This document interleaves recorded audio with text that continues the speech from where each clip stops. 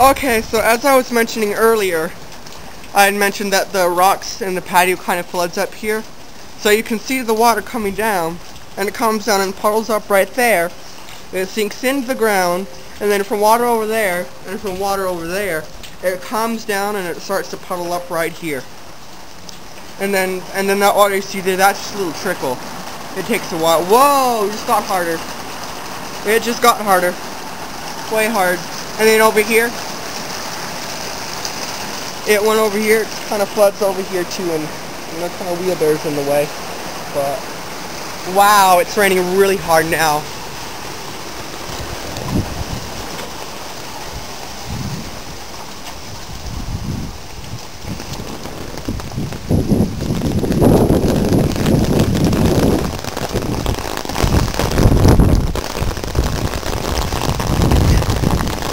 Holy cow!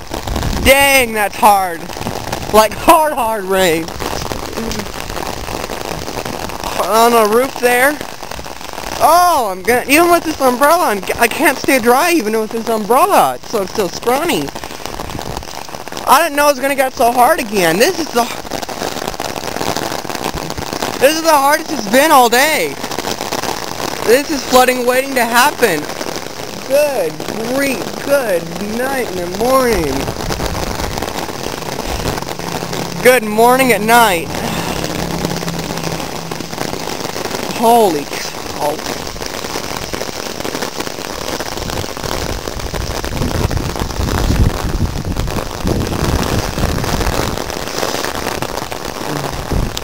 This is your Texas rain right here.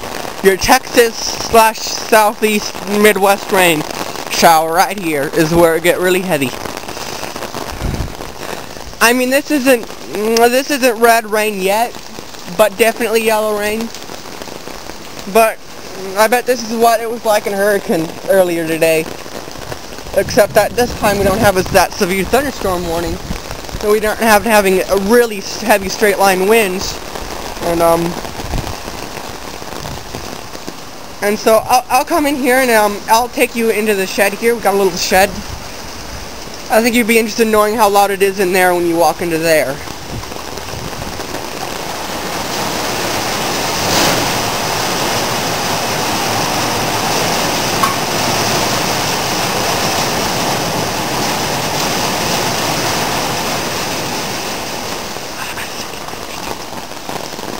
So, oh yeah.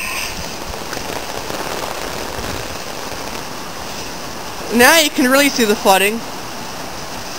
You can really see it now. Oh boy. And this is like what I like. I kind of have a flooding fetish, you know? Kind of one of my things. And like I try to make this flood. And Grandma gets really mad at me when I make this flood because it's such a mess. But that now it's flooded, I can watch it flood.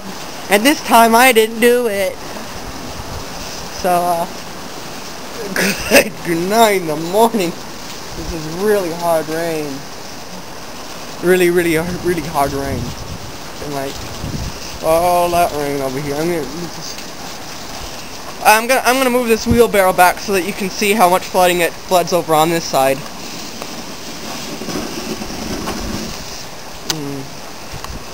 So there you can see right there how it floods, and then I'll take you to another spot.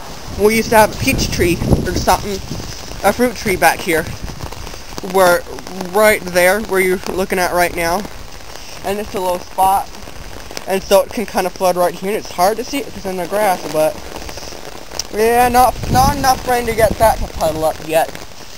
So it's just nice soft earth. Dang, it's cold. Should have gone in and got a coat in that last break here. I'm wearing long sleeve pajama bottoms, but it's really thin and I'm in a t-shirt. This is why I'm so cold, because it's windy. And look at the street now. Practically got a creek going down the street here now, and you can just see all the flooding going on there.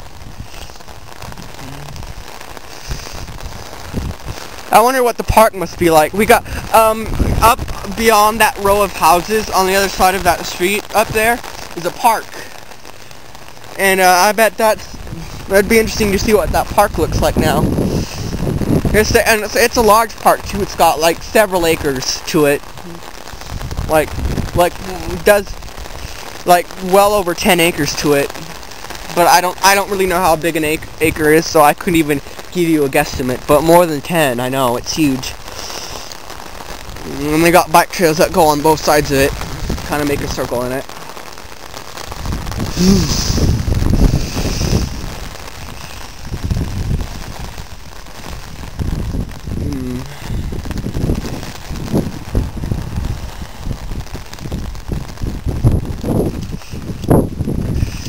You know, I once had to stand and wait at the bus stop in a rain shower like this. Back in, let's see, it was 19. It was the year that we had Hurricane Dean come up to Florida, which is a really big hurricane. And Hurricane Dean went across the southern U.S. up to Arizona, and in Arizona came back and did a U-turn and went north, and all that moisture that was left from that Hurricane Dean, we all got that from there, and that was some heavy rain there too. And I was waiting in the bus stop, and it was a school morning, but no one else was showing up because it was so heavy. Finally, I guess Mom called one of her neighbor friends, and she drove by, and she picked me up and she took me back home. And Mom made me change my clothes, and after I changed my clothes, she had to drive me to school. And it was still raining when we got driven to school, so it rained hard for about this long too. Maybe longer and harder. And when we come up to me, and we had lived in Green Valley at the time. We live in the southernmost. Well, not the southernmost. We live in the second southernmost area of St. George called Bloomington. And then west of here is, we live in Bloomington Hills. West of here is Bloomington, and the southernmost neighborhood is Sun River. But we lived over in the westernmost neighborhood of St. George itself. There's more towns west of here, but the western part of St. George was Green Valley, and we lived over there in that time. And so we'd come up around over the hill, over the airport hill, where the airport's at. And we'd come up and we'd come down on Main Street, and at the bottom of Main Street, before it curves to go, because it has to end because of the freeway in it, and as we went and curved to hook onto Bluff Street, which is another main thoroughfare, are these three drains that go all the way across. They span the whole width of the road, and it took water to go.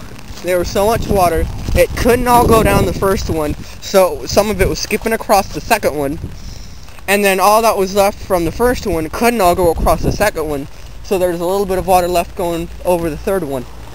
That's why they're theirs, because in 400 East, it's called Flood Street.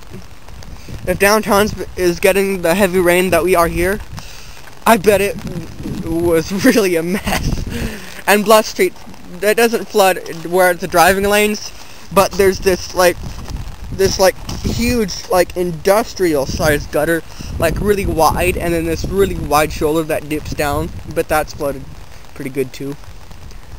So anyway,